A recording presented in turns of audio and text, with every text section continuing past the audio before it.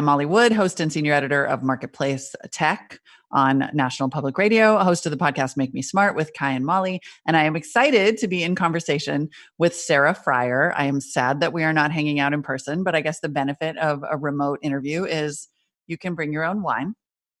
Sarah is author of the new book, No Filter, The Inside Story of Instagram, which we will be talking about tonight. If you are joining us and you'd like to ask her a question, please ask it in the chat if you're watching on YouTube, or in the comments if you're watching on Facebook, and those will find their way to me through the magic of technology. Let's get started. Thanks for joining us, Sarah.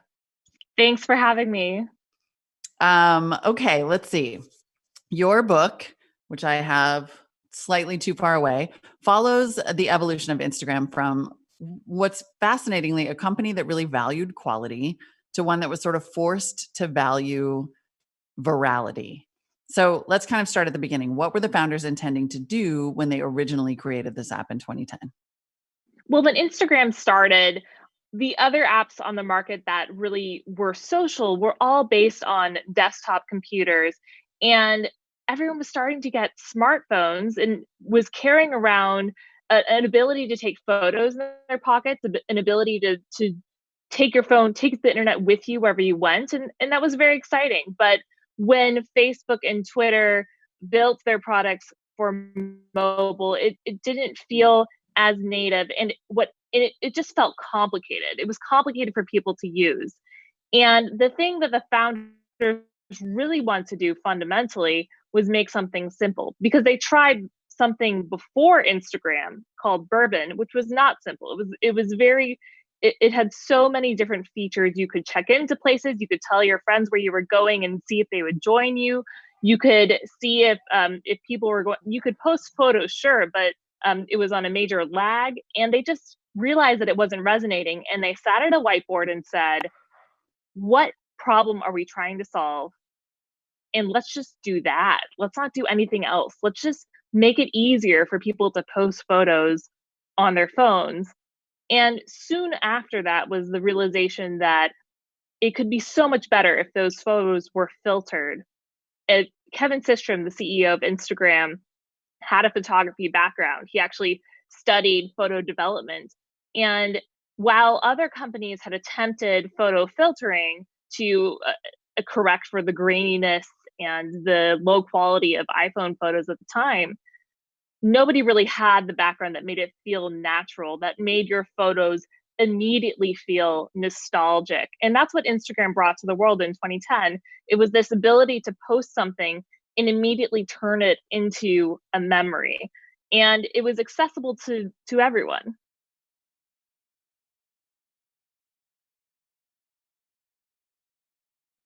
Somehow I got muted. I know we're going to delve into this more, but one thing that's so fascinating about Instagram from the get-go is this idea of the curation of the quality and the curation of the experience. You talk about how it was really simple. They wanted the photos to look beautiful, but even up to sort of like who could use the platform. I mean, weren't people sort of like literally begging to get in on this thing? And Instagram was saying like, oh, no.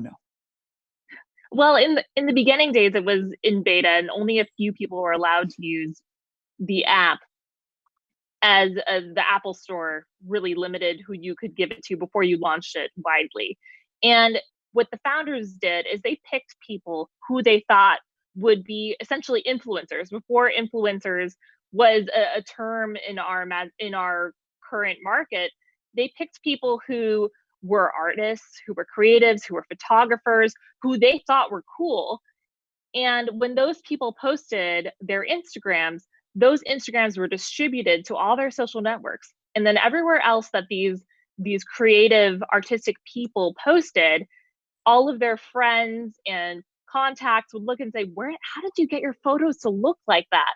And then they would download Instagram. And the most influential of these early influencers was none other than Jack Dorsey, who was the co-founder of Twitter. And he was Instagram's biggest fan, was actually really close with Kevin Systrom, the CEO of Instagram, from when he worked at Odeo, which became the company that would start Twitter. And so I think that you'll find how small Silicon Valley is through this story, and how it's really based on these relationships and this kind of fateful meeting that ends up creating a very successful product through word of mouth in a tight circle. Yeah, talk to us about that, because you have this sort of Kevin Systrom origin story, which is really like, could have ended up not that impressive. He's kind of bouncing around at tech companies. He's not really sure what his path should be. He's not really sure what kind of, tech company he should be. And he's really done stints. I mean, he just puts in his time at kind of all the big Valley names.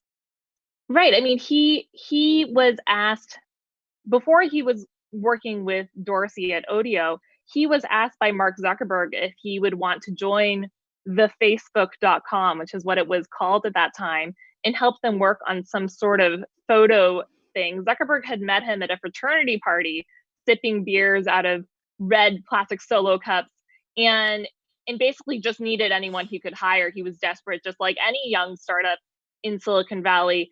And this is back when Facebook was only available to college students. And Kevin Systrom turned him down, which seems like a really dumb mistake in retrospect. He could have been so filthy rich from that decision, but nobody knew that Facebook was going to be what it was today.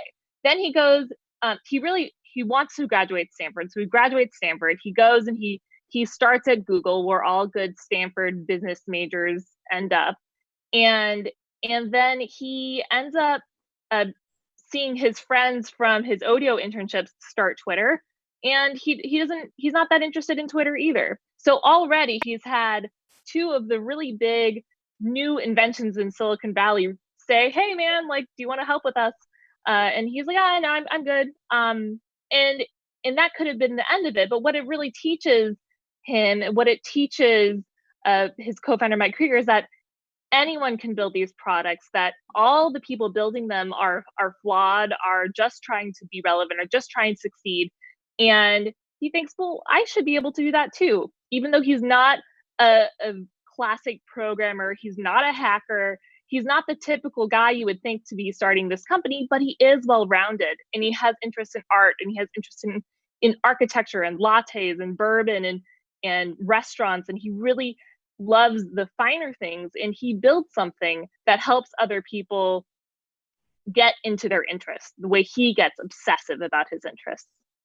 Right. And they do tell him, and this is also sort of, I think, a classic Silicon Valley moment. He is told that he has to get a co-founder. Like, you're not going to be able to pull this off without someone else. And they end up building this thing. Before we get into the meat of the kind of the Facebook acquisition, I do want to talk about this sort of amazing thread, which is that one of the early users and influencers that they cultivate is Justin Bieber. And that because Instagram, and this speaks to sort of the way that they built this product, which is so slowly and specifically and with so few employees, that literally every time Bieber posts, the whole thing breaks. It just breaks apart. I mean, they had a half a server dedicated to Justin Bieber posting and crashing things. And Justin Bieber had a manager named Scooter Braun, who, if you follow the music industry, you know who he is. And Braun had seen this movie before. When celebrities started using Twitter, they knew that they were helping Twitter become a more famous platform. Every time they posted on Twitter, people would go crazy and retweet them, and it would be very exciting. And so Justin Bieber actually wanted a piece of Instagram. He was advised to get that by his manager. And the founder said no, that they didn't want to be compensating anyone to post on Instagram. And he said if he didn't get a slice of Instagram, he would quit. And he did, but just a few weeks, months later, he was right back on, because suddenly it was where everything was happening. Right. Ashton Kutcher, same, right? Really was sort of begging to be an investor, and they're saying, no, thank you. Well, I don't want to jump ahead. So then there is a little bit of a bidding war for Instagram, or at least a behind the scenes tussle, which frankly, I don't think that I knew. Reading this book, I don't know I did not realize how hard Twitter tried behind the scenes to buy Instagram. Walk us through that. And what do you think would have happened if that had been successful? Well, it's sort of the mirror of Kevin Systrom's story, getting asked to go to Facebook, getting asked to go to Twitter, working at Google and hating it, all three of those things. And then he ends up at Facebook at the beginning. And Twitter So first it was Jack Dorsey's idea before Instagram even launched to buy Twitter. And Ev Williams said no, because Jack Dorsey and Ev Williams, famously infighting as co-founders of Twitter, really hated each other, couldn't stand to do anything that would be the other guy's idea. Then a year later, Jack pitches the idea again. And this time, Ev Williams has been ousted as Twitter CEO, and now Dick Costolo is in charge. And Dick Costolo says, well, this company doesn't have any revenue, and it's so small. Why would we pay anything substantial for them? A few months later, you've got President Obama joining, you've got Taylor Swift joining, and you have things happening on Instagram. Justin Bieber is blowing it up. And suddenly Twitter realizes, like, okay, this could be the thing that makes inroads in culture the way we hope Twitter will. And we should definitely buy it. So Dick decides to go all in. They meet around a bonfire at the Allen & Co. conference in Arizona. And Kevin says no. And then later he says he never got an offer. It was that bonfire, but then it was also multiple sushi dinners. Then it was also drinks at the Four Seasons and at the Good Hotel. And it was just like a constant courting ritual. And the founders of Instagram just couldn't see it. They thought that they had something really special. And once Mark Zuckerberg heard that Instagram was about to raise more money and pursue being independent, he was on the phone immediately, and he was calling Kevin and offering him $1 billion. So then, Kevin, do you finally get a yes from this guy? Everybody else has got to know. You finally get a yes. Why? You finally get a yes because Zuckerberg has been in the same shoes. He got an offer from Yahoo in 2006 for same amount, $1 billion, and he said no. And the reason he said no is because he didn't believe that Facebook would be as successful within Yahoo, that it had bigger potential outside. If you're an entrepreneur, you need to have that crazy sense of your own potential for success. So he appealed to Kevin Systrom as an entrepreneur, and he said, not only can I give you this insane amount of money that no one has ever paid for a mobile app before, I can keep your company independent. You can stay the founder. He really appealed to Systrom's ego. And he also appealed to Mike Krieger, the co-founder of Instagram, because Facebook actually had a lot of engineering resources that Instagram needed. Instagram was crashing all the time. Mike Krieger was fixing it at birthday parties, fixing it at bars, at even while he was camping at one point. And so they realized, okay, we could grow Instagram with all of Facebook's resources and none of the risk, and still maintain our role as founders, our role as visionaries, and all the glory that comes with that. Right. That sounds so great. And that is so not what ever happens when your company gets bought. I mean, like, No. why did they sincerely think that they would succeed where no other acquisition ever has? And not even just in tech, you know? I mean, that was certainly that was not the way it played out. Kevin Systrom's own investors were telling him, are you sure that Facebook's going to keep you independent? Like, Zuckerberg actually said that. They're not just buying you to kill you. And he said, yeah, no, I believe him. I really think, just imagine this is happening in Zuckerberg's backyard. There are no bankers involved. It's Zuckerberg, Systrom, and Amin Zuffanoon, the deals guy, who's canceled spring break vacation with his family to be there for this moment, and really few other people. I mean, there are a handful of Facebook lawyers that don't even show up to the backyard. Zuckerberg's grilling some meat. It's a buddy situation. They are just negotiating this in a completely whirlwind situation. And it's easy to see anyone become charmed by that amount of money, by that exciting prospect in a matter of 2-3 days. Yeah. I mean, it is a little hard to think of Mark Zuckerberg mounting a charm offensive, but apparently it can be done. He knows how to talk to founders. He knows how to talk to founders. Exactly. So if we spin forward, you get to this point then You know what? I'm just going to keep going sequentially, because then you have this kind of the moment where it all could have turned. And that is the question of whether this purchase is anti-competitive. One thing that's so remarkable about your book is that it points out how all these companies were trying to buy each other constantly. And even as it goes on, you see Mark Zuckerberg trying to buy this company and that company and all these things that he sees as competition. And yet, and I think there was an excerpt on this published even today, and yet regulators just don't see it, don't understand how Instagram is competitive with Facebook. I mean, how does that even happen? You need to consider the way that our antitrust law is written. It's written for companies that sell things to people. And these are free products. So in order to evaluate whether this acquisition was anti-competitive, you have to consider, there is no direct, obvious consumer harm as defined by the law. But beyond that, are they competing? Are these companies competitive with each other? And that was really the question that the FTC was trying to answer. And Facebook came to them with all sorts of information about how there are dozens of photo apps and we have a photo app, and of course, Instagram is just one of many, and there's no obvious chance that it would succeed. And they do something very different than us because they're more focused on mobile, we're more focused on desktop. What regulators missed about Instagram's potential is that it was already achieving what you call a network effect. Once you have a critical mass of people using a product, it's very difficult for any product doing the same thing to edge them out.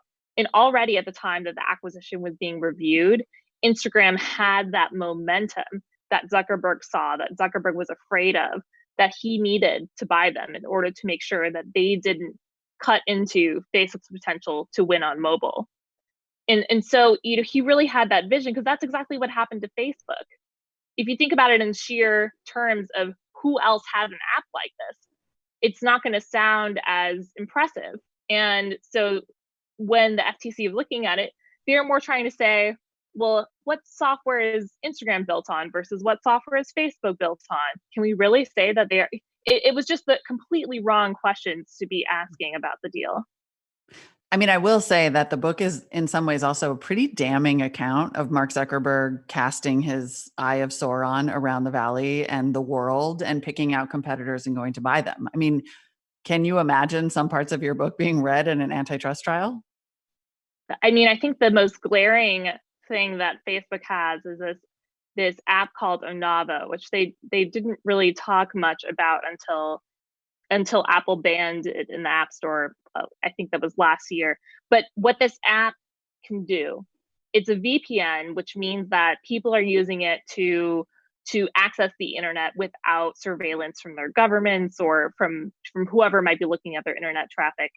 And in exchange for providing that VPN, that way to the internet, Facebook can see which apps they're using on their phone, whether they're using them, multiple times a day, what pages on the apps they're using. And Onavo data really helped them internally, because imagine being able to see all of the usage trends for all your competitors, companies coming up that maybe you haven't even heard of that are gaining steam overseas. That's how they knew about WhatsApp and the WhatsApp chat app's tremendous popularity, and ultimately ended up acquiring them in 2014 for $22 billion, which was another insane price. But they already saw in the Onavo data that they were having the success with the network effect that I talked about.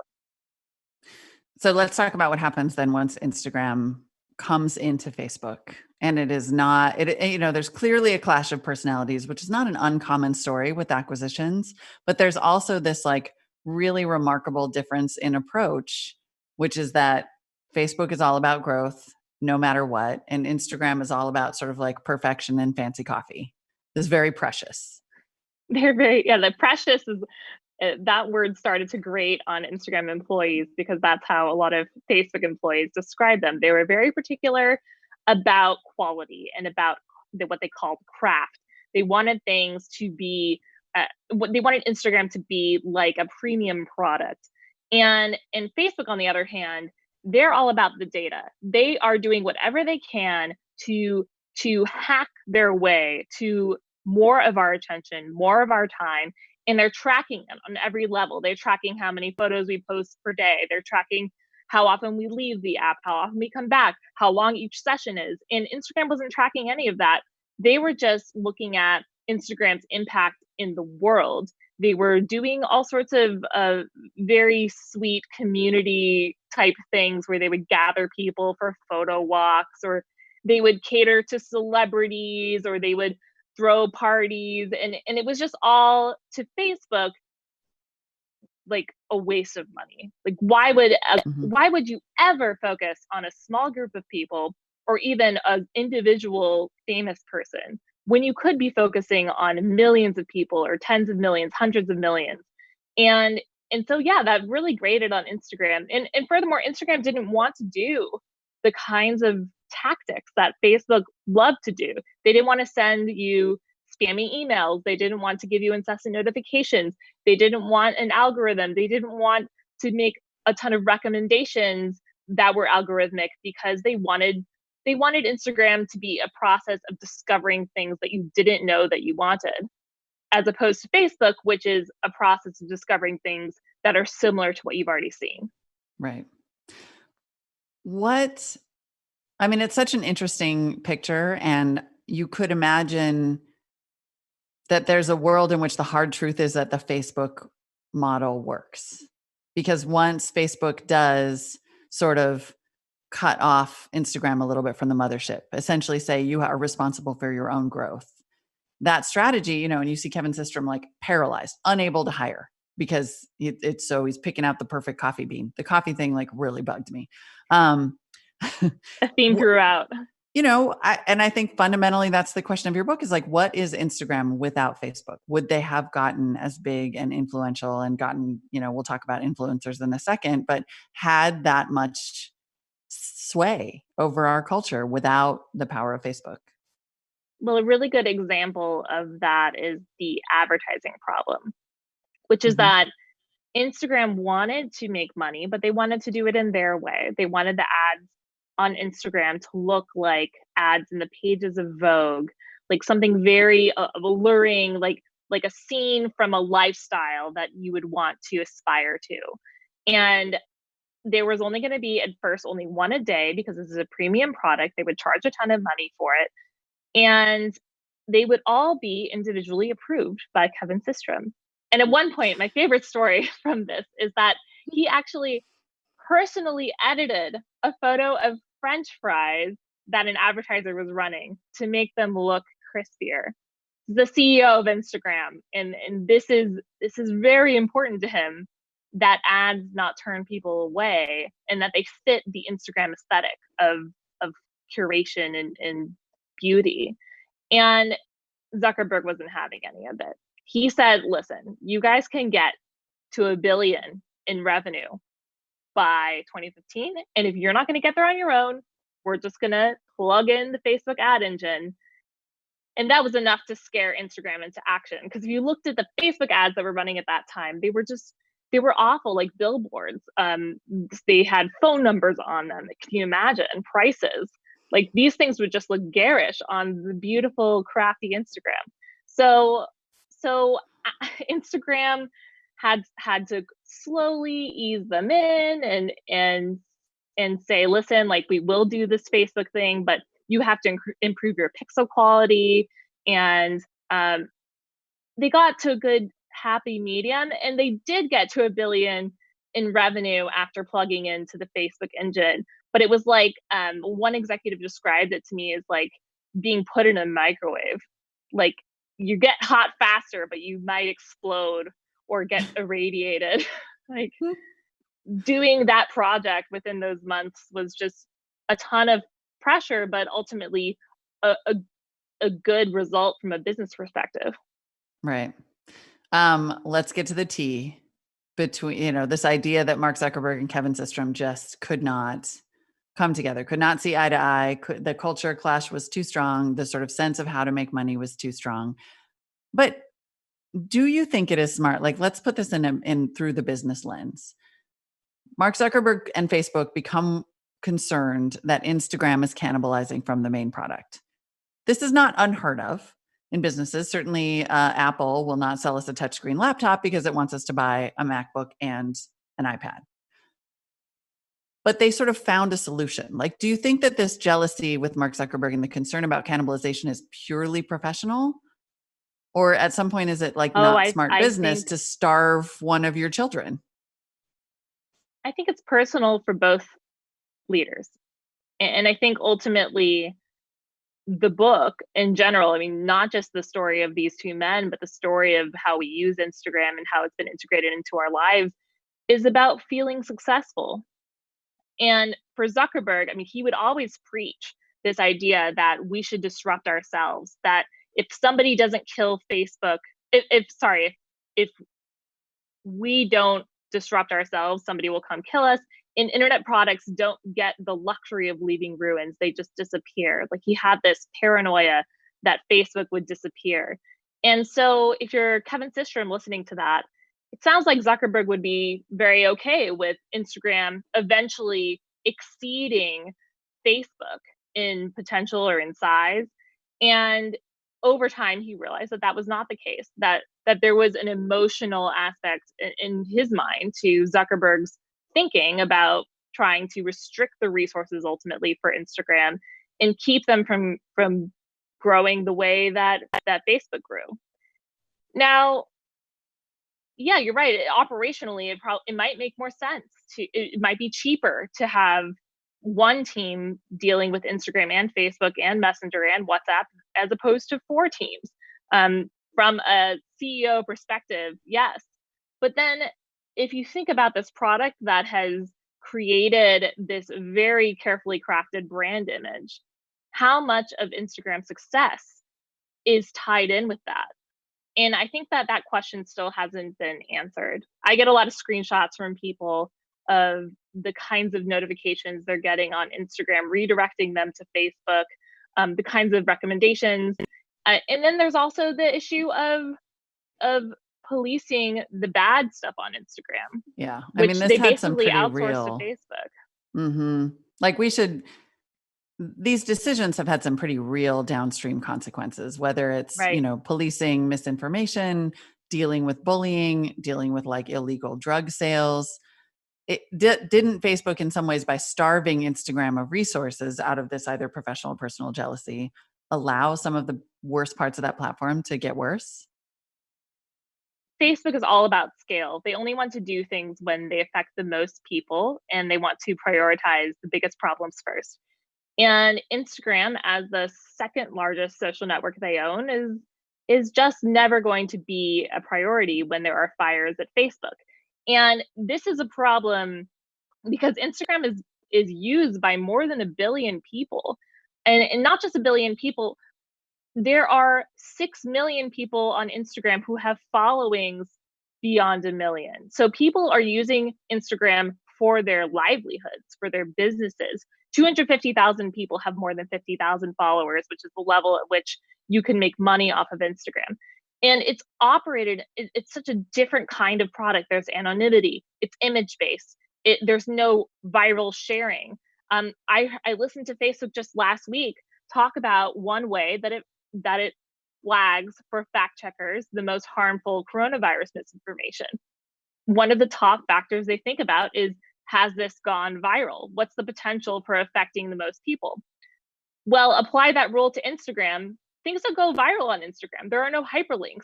Instead, misinformation festers in hidden communities, hidden by hashtags, hidden in a following of an influential person that you won't see unless somebody within that community shows it to you or unless you know the right hashtags to search for. So you need to build an entirely different machine learning model in order to cull that stuff out and be able to address it. So I do think that there are downstream effects that really harm users in some ways if Instagram isn't being prioritized as much as Facebook.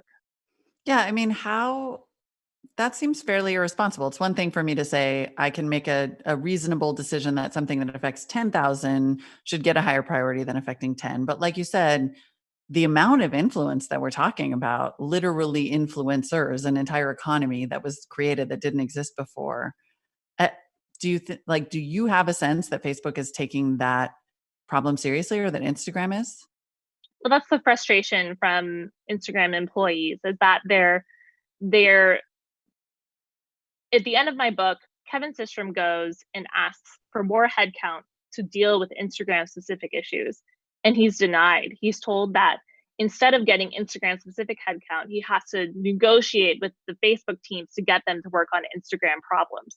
Well, they've got their own problems, and they've got really big ones too. I mean, Facebook is recovering from having manipulated a presidential election, from Cambridge Analytica, if you remember that scandal, where tens of millions of users' personal information was used by a political active group to try to manipulate how we thought about elections.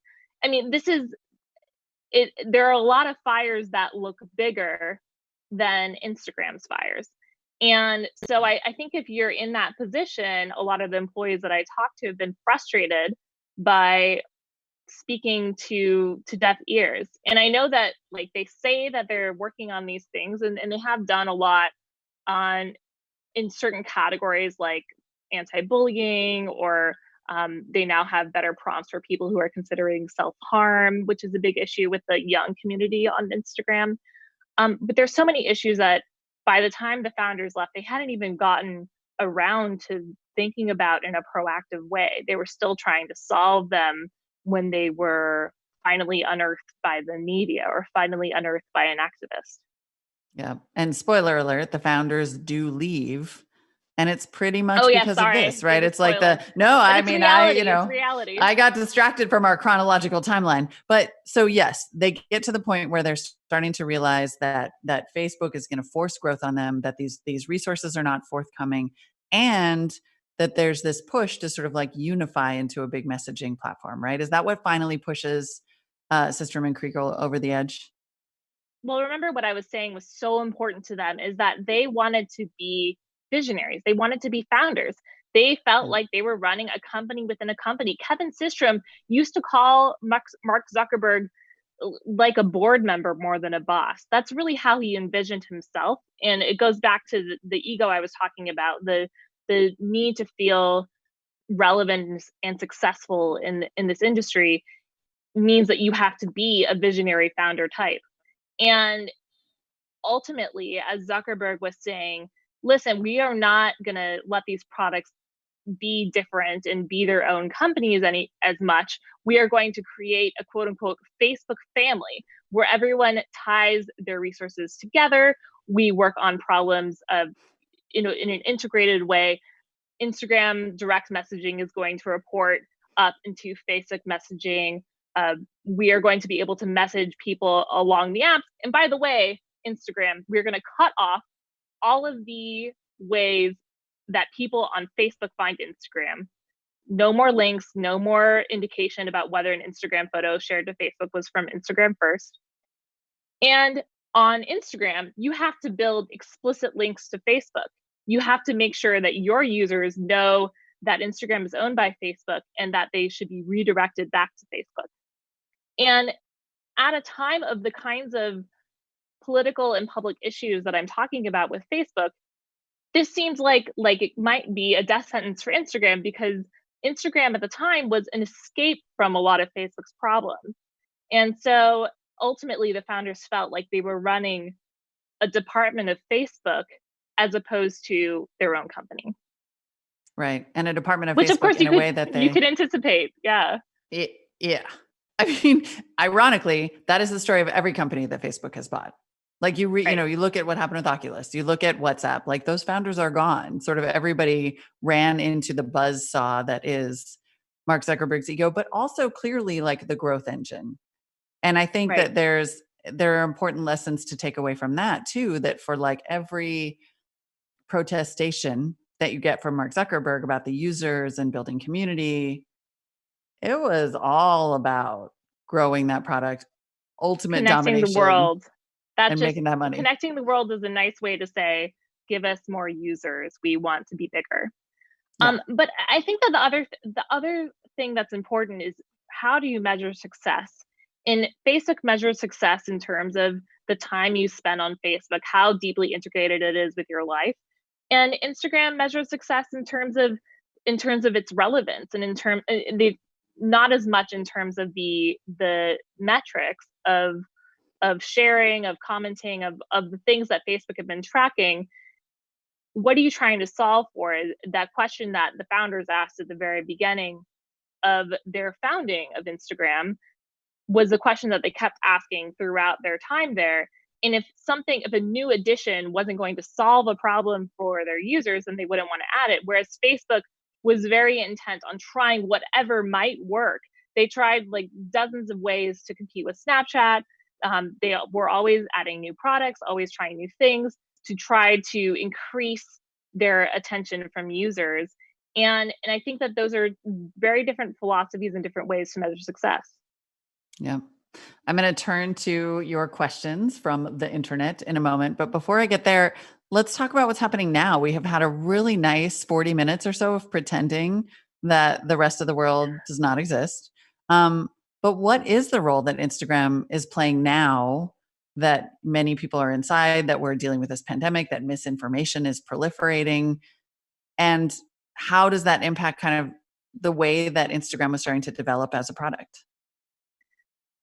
Well, the thing that I was always fascinated by about Instagram is that the product has not just affected our online behavior. It's not just about how we scroll and what we click on. It's also affected our offline behavior. It's affected how we decide how to shop, how we decide where to travel, what to eat, what to buy. We have had this reverence for things that are visual that will help us tell a story about ourselves via our Instagram. And in pandemic times, we're all home and we're all vulnerable. We can no longer put on the show on Instagram about how amazing our lives are. In fact, that would be an incredibly insensitive way to be using Instagram right now. So the way people use the platform has dramatically transformed. And what you're seeing now is Instagram is actually essential in a way for human connection that it wasn't before. And people are doing a lot more messaging via direct messaging on Instagram. They're doing a lot more tutorial videos. If you're an influencer that is usually hawking products, maybe now you're sharing your tips for a home workout or a coloring technique or a cooking technique. You're seeing a lot more live entertainment on Instagram.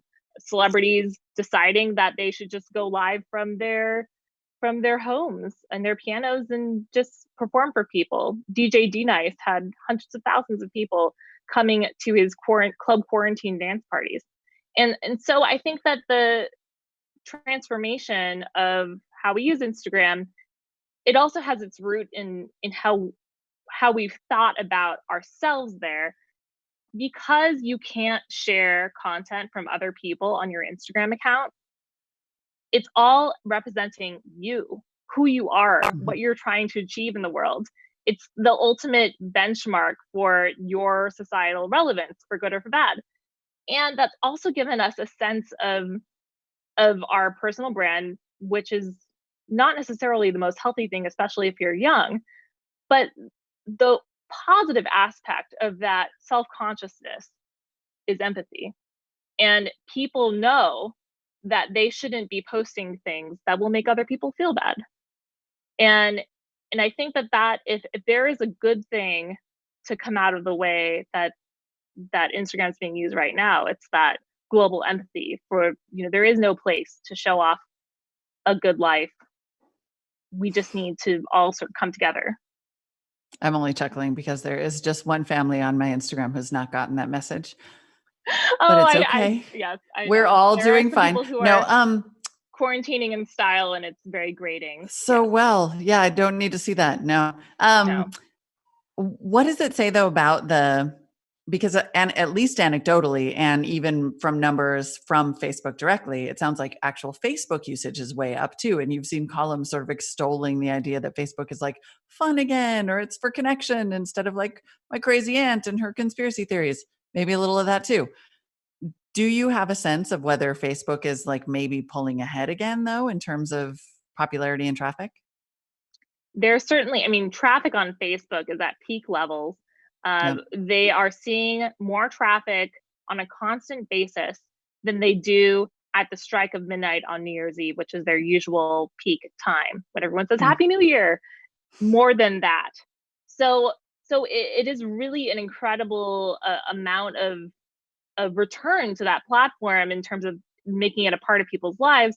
But it's also in a different way. Facebook is trying to get you to use groups more. They're trying to get you to use private messages.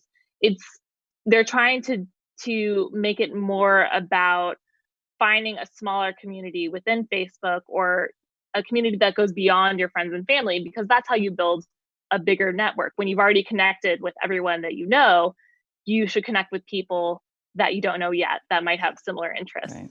So that's the next frontier that they hope will work for continuing to grow the number of connections on Facebook.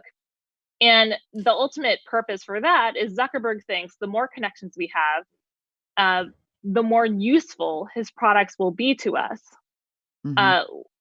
which is one way of thinking about it. But also, I don't know about you, but when I have more connections, I'm less likely to post things that are vulnerable. Yep. And showing the side of my life that is maybe not meant for public consumption. Yeah, the trust part. I want to look at some audience questions, and I think Raquel gets to a point that is also really present in your book, which is this question of competition, Snapchat being like the thing that Facebook can't quite acquire and has to copy. Now, as Raquel points out, TikTok seems to be the app of not just the quarantine, but even the months before. Should Instagram be worried about that? Oh yeah, absolutely. I mean, Instagram has always been weakened by products where people are having fun with no pressure. And that was the problem with Snapchat, right? Like, seriously, Snapchat was a place where you could just go. If people don't know what Snapchat is, you can just post whatever you want to your friends and it disappears within either a few seconds or 24 hours. And so for teens that were really trying hard to put on a beautiful image on Instagram and not just present the best version of their lives, but also manipulating their faces through photo editing, taking hundreds of selfies and only posting the best one. On Snapchat, they can be more raw and real. And TikTok is like that, but even more fun. I mean, you can go, you don't have to create to be on TikTok. You can just go through and scroll through videos that make you laugh.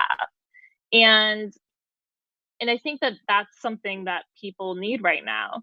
And it's a lot harder to use video on Instagram in that same way. Yeah, we'll come back to that. I want to stick with the listeners for a minute. Tiffany wants to know if Instagram shopping is benefiting from the global pandemic. I can tell you that I personally bought a way too expensive pair of like mule slippers because I was like, okay, where else am I going? I might as well buy them. I mean, I think beyond like loungewear, I don't think that retail is having a great time right now. Yeah. Instagram shopping was supposed to be a huge deal this year. I have heard a lot of influencer excitement about it. It's a way for people who are creators on Instagram to finally have a revenue stream through Instagram, which has been a big sticking point.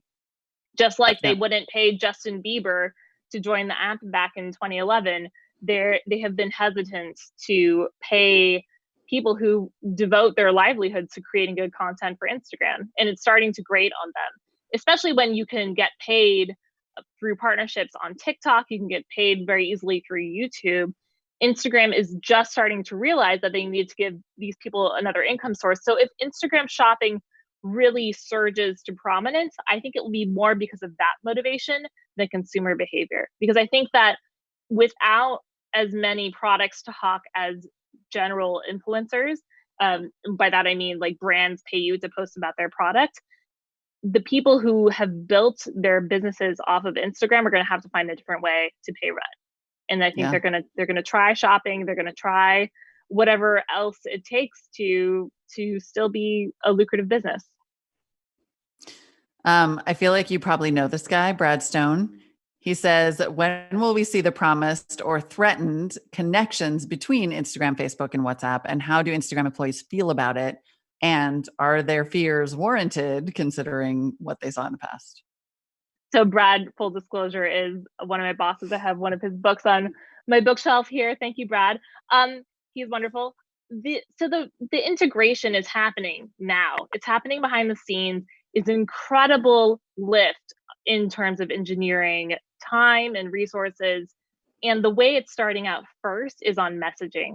So what you're supposed to be able to do eventually on messaging across Facebook, WhatsApp, and Messenger and Instagram is message somebody else on those platforms and create essentially a mega network for yourself. Like, remember I said Zuckerberg cares more about how many connections you have because he thinks that increases the value of the network. Eventually you'll be able to message people across all the platforms, and it will all be part of the beautiful Facebook family. And I think that is very difficult, because one of the things that WhatsApp has that Instagram and Messenger currently don't is an end-to-end encryption, which means that not even the company can see what people are saying on WhatsApp. It's so under a security layer that they can't even probe into it. So they have to be able to build that for these other platforms in a way that works across, and that's a big challenge, and it won't be ready anytime soon. But when it is, it will certainly be difficult for any politician to come out and say, break them up, because Right. they'll be incredibly intertwined by then. Oh my God, so much more we could say about this, but I'm sticking with the plan. If you had to rank, this is from Alex Barinka, if you had to rank, what do you think was the single most important decision the Instagram team made that catalyzed its success? Was it Bieber? I'm paraphrasing.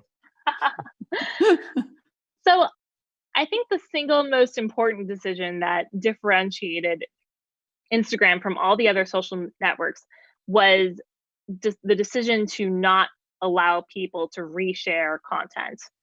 And that was so important because you see the problems with virality on Facebook and Twitter, things that go viral, that the cream does not rise to the top. In fact, the stuff that goes viral tends to be very cheap, or maybe misinformed, or grabby to pull at some emotional response, whether it's fear or anger or happiness, or something that makes you feel.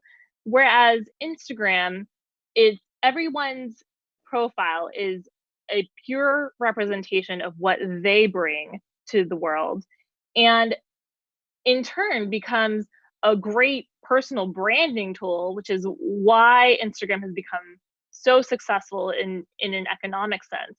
And not only that, I mean, people, it's not the content that's going viral, it's the people that are getting famous. And I think that's so unique, that if the founders had taken up any of those requests from Ashton Kutcher, like you mentioned, or from any of the venture capitalists who said you just have to add resharing because it'll really help your growth. If they had catered to that, they wouldn't have had such a unique proposition for the world, and wouldn't have been damaging in the ways they're damaging too.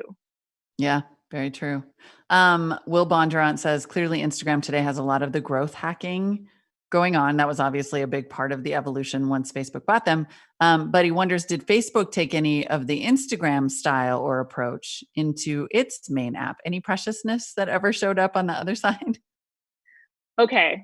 The thing that I think is really interesting right now, and I couldn't believe it when I heard this a couple weeks ago, Zuckerberg said that he was enlisting celebrities to get out good information about social distancing, about proper hand washing technique.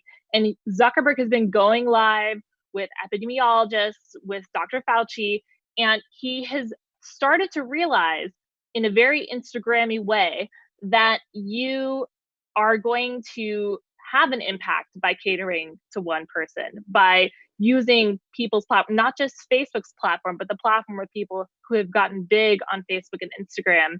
Steph Curry went live with Fauci on Instagram. I mean, this is now a company that has recognized the power that the people on it have. And that's, I think, thanks to Instagram. Interesting. So not necessarily anything related to how the operates, but this influencer I idea. mean, there are little things like internally, Instagram started calling us people, or sorry, Facebook started calling us people instead of users. Oh, how That's nice. something that Instagram is very proud of instilling. Um, so there in some of the design aspects, of course, when you see Facebook stories, that's something that that design was invented by Instagram first. So they certainly have borrowed a lot from Yeah. Instagram, just not in the same way of the growth metrics way.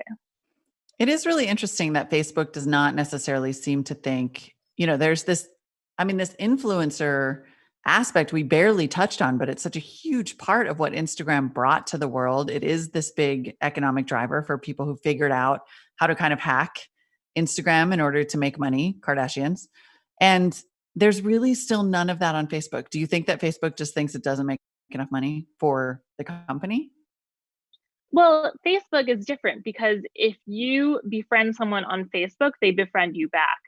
On Instagram, you don't have to have a mutual relationship. I can follow people who aren't following me and vice versa. So it's a lot harder for people to become Facebook famous. I mean, they've tried pages. I just got a notification yesterday to follow a Facebook page for someone I follow on Instagram. And the lameness of that, like the person only had a Facebook page because Facebook pages are required if you want to advertise on Instagram, and they had like posted nothing there. So Huh. so that notification was so Facebook. Um, but but I think the other aspect of it that's interesting about how this cultural pull was negotiated, it's also that Instagram really had an editorial decision-making process, whereas Facebook and Twitter were always about uh, letting people decide what they wanted to see. Instagram actually picked people that they thought would be successful and promoted them and made them more Yeah. famous. And that was another really surprising aspect of their rise for me. I just never, I'd heard so much from Facebook that, we are neutral, we don't pick favorites. Like, to see Instagram have a completely different thesis about that was very interesting. Yeah. One other through line is the lack of trust in Facebook from users, aka people. And that shows up over and over as Instagram is trying to grow and as they're sort of trying to figure out how to approach people. Now we are seeing Facebook really attempt to brand Instagram as a Facebook product. What is that about, and could it backfire?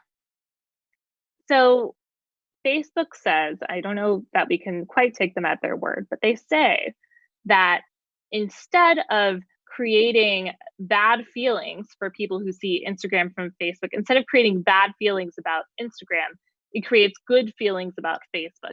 Suddenly, because we love Instagram so much, we see that it's made by Facebook, and then we start to change our perception of Facebook and stop thinking of them as evil and start thinking of them as the wonderful people who gave us Instagram.